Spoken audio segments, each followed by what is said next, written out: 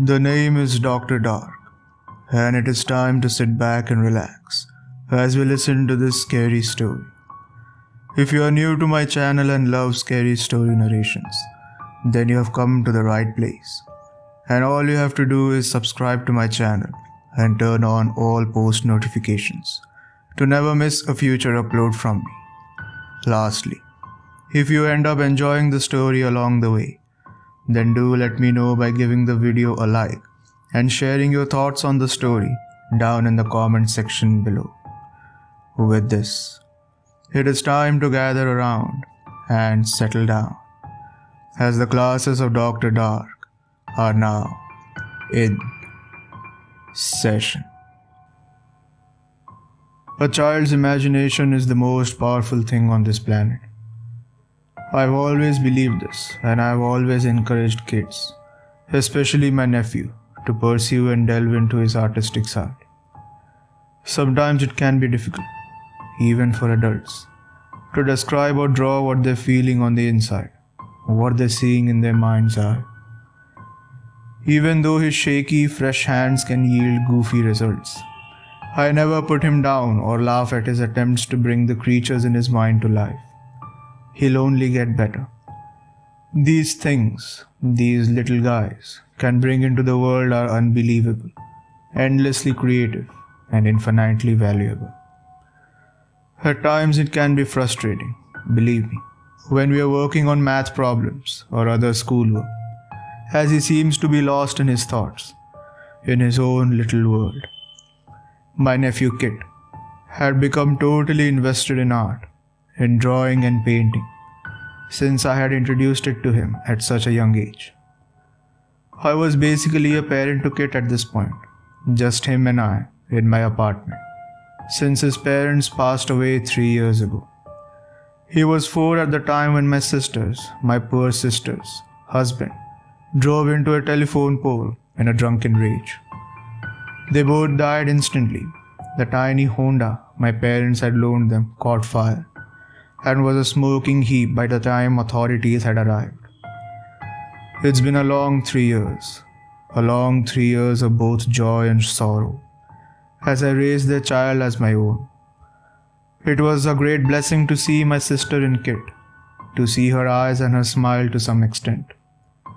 Though on the bad days it could be just as much of a curse, nearly bringing me to tears, making me want to curse the world for taking her away far too shortly. But I love Kit, always have, and always will. Though my love has been tested to its very limits recently, and not in the way you might think. No, he hasn't been overly difficult to deal with or anything even remotely close to what one may think of as bad behavior, as far as a 7-year-old's behavior goes. I just wanted to preface this story by letting you, dear reader, know that my nephew isn't a bad person. He simply let his imagination get the best of him. Happens to the best of us, as far as I am concerned. The events I'm going to tell you about all began to unfold 1 week ago to this day, although the situation has been dealt with to the best of my knowledge. I believe it's only fair to inform you of the ramifications of allowing a child to explore the deepest depths of their imagination. This story, whether you want to believe me or not, is completely truthful in all of its outrageousness, in all of its horror. If you are faint of heart, I beg you not to read on. If you are laying alone in bed with the curtains drawn and the lights out, then please be prepared to feel watched. Whatever it was that inflicted on us still lives on, somewhere, watching. As I said, it all began a week ago. It was a dreary, rainy Tuesday afternoon. I sat and typed away at my laptop, mindless hours for an office that sat a few states over. Work from home had been a blessing. No need to pay babysitters when I was here all day anyways. Kit had just gotten home from school about an hour ago and was sitting at the kitchen table with me, drawing on a large pad of paper. Occasionally he'd stop to ask me what my favorite drawing of his was, or to ask me what I was doing. I didn't mind his questions. Sometimes it broke up the monotony of my work, though it could get a bit distracting if you ask me. You know, I have something cool you could draw for me, will you? I told him. I wish I had never gotten that idea, or at the very least, had never shared it with him. He peered up from the mess of scribbles which littered the page and furrowed his brow. What? He asked, giggling a bit. You see, I've always been a fan of all things horror related. Those old campy movies like Halloween and Friday the 13th were some of my favorites. Kit wasn't into them like I was. He'd usually hide under the blanket on the couch or go to bed early when I put something like that on TV. Why don't you draw me the scariest thing you can imagine? I said, grinning at him. Truthfully, I expected him to turn his nose up to the idea. I was surprised that he agreed. After a long while of wringing his hands and rubbing his temples, he finally put the pencil to the pad and began his endeavor. It was a bit unnerving, in a way, how he seemed afraid of whatever creature he might conjure up and bring to life. It seemed cute at the time, but looking back, that should have been my first sign. The next 20 minutes or so went by slowly, as you'd expect, when working on spreadsheets. Kit raised the pencil up, brushed the page free of any eraser shavings, and turned the pad for me to see. I turned my attention from the bright computer screen to my nephew's creation, which took a moment for the details to sink into my foggy brain. I was taken aback by how well drawn it was. Amongst all of the scribbles and half-finished drawings, which seemed to shroud the being in a sort of shadow, was a creature that he'd eventually name Grunkus. Its body was like a massive heap of melted wax, a slit, or rather a mouth, running along the length of the torso, opened just enough for two long, stripped arms to poke out from. A pair of huge, buggy eyes sat on either side of its mouth, most likely because its real head had no eyes. The longer I looked at it, soaking in the details, the more unease seemed to wash over me. I peered up at my nephew, who seemed to share the same sentiment. His expression was like he had been caught doing something he shouldn't have been doing in the first place. His face almost seemed drained of its color. I looked back down at his drawing, studying it further. From the top of the waxy pile emerged a long, spindly neck attached to an oversized head. Its head was triangular in shape, like it had been smashed in different spots. Its face had two black holes for eyes, and a thin smile which ran from one side of its face to the other. The creature's lips were sewn together. Long strands of patchy hair laid in slicked back piles on his head, accompanied by a devilish, pointy beard protruding from the chin. Oddly creative and oddly terrifying, especially coming from my young nephew. What's this, buddy? I asked, hesitant. He bit at his lip and tapped the table lightly in light, successive patterns. The color had yet to return to his face, which exacerbated the anxiety he seemed to be giving off. I set my hand on his shoulder, which seemed to snap him out of whatever trance he was in. He peered up at me. He's creepy, was all Kit could manage to speak out. I just smiled at him and squeezed his shoulder, hoping to ease his anxiety. He kinda looks like a melted candle.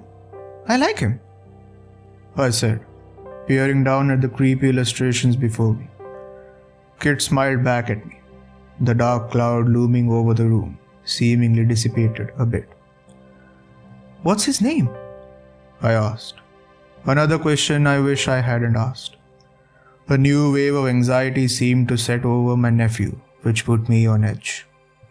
I don't know if I should say, he replied. Dread seemed to flood through my veins at his response. causing my heart to pound. Why shouldn't he say? Is he seeing or feeling something that I am not? No, this is ridiculous. I'm playing into his imagination way too much. At least, that's what I thought at the time. Oh, come on, I said, before questioning him further. What's the harm? I chuckled, albeit nervously. Kit took little time to reply, his eyes burning into mine with deadly seriousness.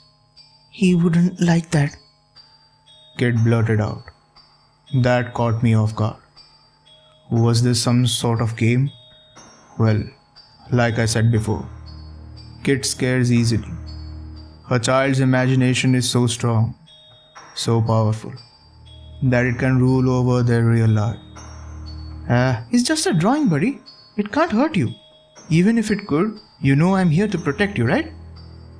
I said while jokingly flexing my bicep. I'm not the biggest guy in the world, or even the neighborhood for that matter. But it made me happy knowing Kit felt safe around me.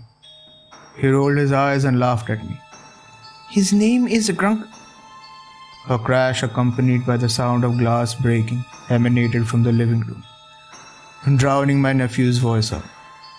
The house went deadly still, alarmingly quiet. My nephew looked up at me and whimpered, his eyes the size of saucers. When I went into the living room to see what had happened, to find that it was just a painting that fell from the wall, I could have never imagined that it was just the beginning of my week from hell. The rest of that night went by relatively smoothly. I made dinner for myself and Kit, eager to keep his mind off the drawings. We watched some TV, some cartoons, as he requested, until he finally fell asleep. I carried him from the couch to the bed in his room, tucking him in for the night. I stood up from his bed, a chill running down my spine, as though I were being watched. I looked all around his room and noticed the closet door was slightly ajar, which isn't unusual though. I could have sworn it was shut when I walked in. I stepped once, twice, then 3 times with supreme caution, before deciding to use the flashlight on my phone to illuminate my path. A toy squeaked beneath my foot as I shuffled further, causing my heart to drop down into my stomach. Come on, Dustin, you're acting ridiculous, I thought to myself, straightening my back and walking with authority towards the closet door. The light from my phone flooded into the closet, revealing a heap of dirty laundry, suffocating the basket. I peered upward at the shelf, and that's when I saw it for the first time. Even though it had deep, empty sockets where its eyes should have been, I could feel its gaze burrowing itself into my being. Its dark eyes were even more prominent against the pasty pale skin which was pulled tight around his skull. I blinked once and it was still there. I blinked twice and knew the spectre was very much real. I let out a whimper and then a scream as it smiled at me, the stitches fusing its mouth together, pulling violently, tearing the skin. Dusty, you wanna play? It was just about a whisper, his voice dry and rough like a desert. Everything went dark, and like a blink, I opened my eyes once more in my bed. Thin slivers of light cascaded over the covers of my bed, the morning sunlight begging to be allowed in. I sat up in my bed. The air felt cold against my clammy, sweaty skin. That felt way too real to just be a dream. I looked over at the nightstand, my phone sitting perfectly in the middle of it. Odd. The clock on my phone read 11:30 a.m., which is extremely late for me. My guts felt all twisted and knotted up, trying to digest the sick dreams I had endured. Hopping up from my bed, I had to check on Kit to convince myself that whatever I had seen last night wasn't real. I ran out of my room and down the hall, Kit's door at the other end of the hallway. just where it had been since he moved in with me. I threw the door open, stopping in my tracks to find that the door led to a closet. A barren closet. Nothing but a couple of navy blue shirts hanging off to the side. None of it made sense. I ran from door to door in my house with no avail. Kit wasn't there. It's like he was never there. I ran back to my room and made a beeline for my phone. I had to have answers. I picked up the device and it responded immediately, showing only one notification. A text from my sister. I felt dizzy and sick, nearly on the verge of some sort of mental breakdown. Like I was on an elevator, falling uncontrollably, impossibly deep. Her name was right there on my phone, as it had frequently been before she died. No, she definitely died. Holly, it read above her text. I felt sick. The message was innocent enough. Hey, are you still watching Kit today? I wanted to call her and scream into the phone. Scream at her. Scream at whatever horrible prank this had to be. I've been watching Kit every day since you died, is what I really wanted to yell. But I began feeling so unsure of myself, as though these last few years have been an awful, prolonged fever dream. I mean, stuff like this happens. Living in a dream is just not supposed to happen to me. I responded simply to bring him whenever. I'm glad I could masquerade behind a text message, hide how confused and scared I really felt. My entire body shook and screamed at me that something was horribly off. Despite this, I continued on like it was just another day. Maybe it was some sort of shock response, but I continued on to my office to log in for work. After a while, I had gained some amount of composure, brewing a pot of coffee and beginning a fresh batch of spreadsheets. I couldn't help but flinch every time I noticed a certain coffee mug that was seemingly out of place, or a chair that sat just a little too far from the kitchen table. I had bought 2 of everything for Kit, and I'm pretty sure I did at least. 2 sets of silverware, 2 sets of bowls, 2 sets of everything. But they were just gone. Everything was gone. The house felt terribly empty. I decided I was going to confront my sister whenever she arrived, whether that lands me in a mental hospital or one of the circles of hell. I just had to figure out what was going on. Too many things were just wrong. Most of them I could brush off. But even the name of the company I worked for was completely different than I remember. I mean, how does Sherman SSC become Jim's Shopping and Company? I mean, that and Kit was gone. The kid I've spent every day of my life with for the last 3 years. I peered down at the coffee mug sitting precariously by my keyboard. The mug itself was filled nearly to the brim, the brown liquid dangerously close to spilling over. I brought the mug to my nose and inhaled deeply, the intoxicating aroma providing a momentary relief. I took a sip and spit it out almost immediately. The taste was like nothing else, absolutely vile. I looked back down at the mug and shouldn't have been as surprised as I was to find my coffee had turned into a black, tar-like substance. What is going on? I yelled out to nobody. I stood up from my seat and half walked, half ran to my car. I don't really know where I was planning to go, but I knew I had to get away from my apartment. I made it to the kitchen, and maybe just a whisper of my finger had touched my keys when the most incredible feeling took a hold of me. It was like the best high one could imagine, as though I were both drunk from the finest alcohol anyone could offer, while also being in the midst of a satisfying mushroom trip. It was the type of high where you felt warm and cozy, like you could hug and cuddle a chair, and feel the love radiating back off of it. All the pain, worry, and doubt fled away, as though they were miles behind me in the rear view.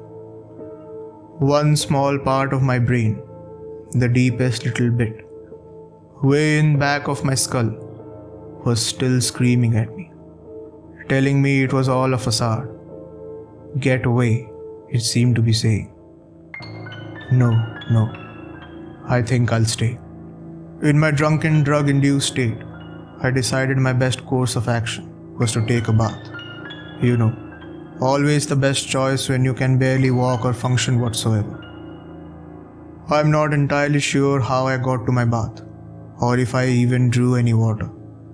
But when I got in, it felt as though my being was consumed by warm honey. Absolute bliss, pure nirvana.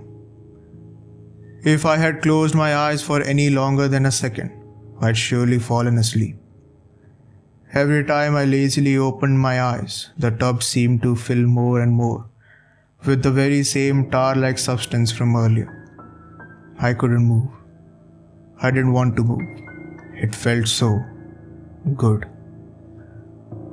I slowly shifted my gaze over to the side of the tub, the black plasma snaking its way up over the edge and out of the bathroom from underneath the door.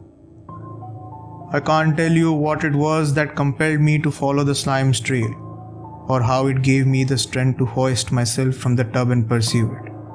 But whatever it was, it wanted me to find out. My steps were uncoordinated at best, sheer curiosity pulling me forward. If it wasn't for the substance which had intoxicated me earlier, which at this point had consumed me even further, I most likely would have dropped dead of a heart attack at the creature standing in my living room. It was Grunkus, exactly as my nephew had drawn it in the day prior. Except, now it just stood there, as real as you or I. It pulled me closer. Thousands of whispers and promises of love, of warmth, of acceptance filled my ears. I threw myself into the wax-like body of the beast, sinking a couple of inches into its warm goo. My mind, my body, were in complete euphoria. I felt one with it, one with its love, with its mind. I smashed my face into the sludgy body of Grunkus, licking and slurping up the delicious juices it excreted. Its long neck craned down towards me, and I could feel its breath escaping through its sewn up lips, its warm, sweet breath. "Wake up, Dusty Osty," it said, its voice deeper and more full this time around. Just as I had before, when I saw it in the closet for the first time, I awoke in a cold sweat. This time fully aware and bound to a folding chair. My vision was incredibly blurry, as though I were a newborn using them for the first time. Though I could make out two figures sitting next to me, and one massive heap lying before me. "Oh, Dusty." I recognized the voice immediately. It was Holly, my long dead sister. Or so I thought. As time went on and my vision began to clear up, more I could make out Holly and Kit sitting next to me. Kit looked petrified, his eyes huge and teary. The person who sounded like my sister smiled at me with devilish delight. As I said, it sounded like her, but I knew it wasn't her after looking more closely. Everything about the woman sitting next to me was off. Her eyes were sloppy and off-centered. Her nose much too large and hooked to be Holly. But the most telling thing was the huge black pits where her eyes should have been. "Tonight, Dusty, you and little Kit will be joining us," she cooed at me, giggling in between her words as she spoke. "Don't you touch him," I screamed back. "I'll kill you," I yelled, perpetually until my vocal cords were torn up and shot. My anger intensified as the woman seemed to try and stifle her laughter at my attempts to get free. Kit brought his knees to his chest and had his eyes smashed shut, repeating over and over the same phrase, as though he were resigned to his fate. I want you, Mommy. Please help us. Mommy, please. He kept saying. She can't help you. You're all mine. A blinding flash of blue light burst through the chest of the wicked woman sitting next to me. In an instant she crumbled to the floor, into a pile of dust. As the light began to dissipate, it revealed the outline of another person, Holly, the real Holly, my sister. As I've said before, multiple times, a child's imagination is the most powerful thing on the planet. It can be the most wicked thing and the most beautiful thing. Wicked in that it could bring a fictional horror creation to life. Beautiful in that it could bring my beloved sister back to save us. Another blue glow began to pool at the base of Grunkus's waxy body, growing in strength. The wretched creature groaned and screamed in agony. If I can kill you once, I'll do it again. It yelped, nearly engulfed in the blue light. Much like the woman had moments before, the Grunkus melted to the floor and turned to ashes. I wish I could tell you more. I wish I could say that the nightmare is over now, though I'd be lying. I never got to see the woman in blue, but I am completely certain that it was my sister. It's going to take months, years, maybe a lifetime of counseling for both Kit and I to return to normal. But we have each other again, and that's the most important thing to me. It's interesting what the Grunkus said before collapsing into nothingness. I killed you once, I'll kill you again, I recall it saying. But I have a feeling that the Grunkus isn't entirely made up. Something tells me it's based on my late brother-in-law.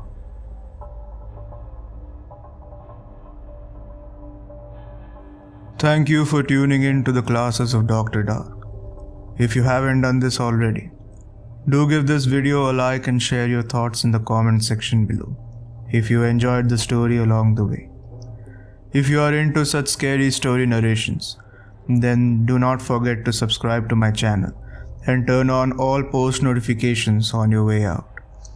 Do reach out to me on my social media handles and do tag me as well if you share this video with your friends. Lastly, if you enjoyed my style of storytelling and want me to narrate your own scary stories, then do send them to me via email or you can submit them on my subreddit. You will find all the details in the video description below. With this, until next time, class dismissed.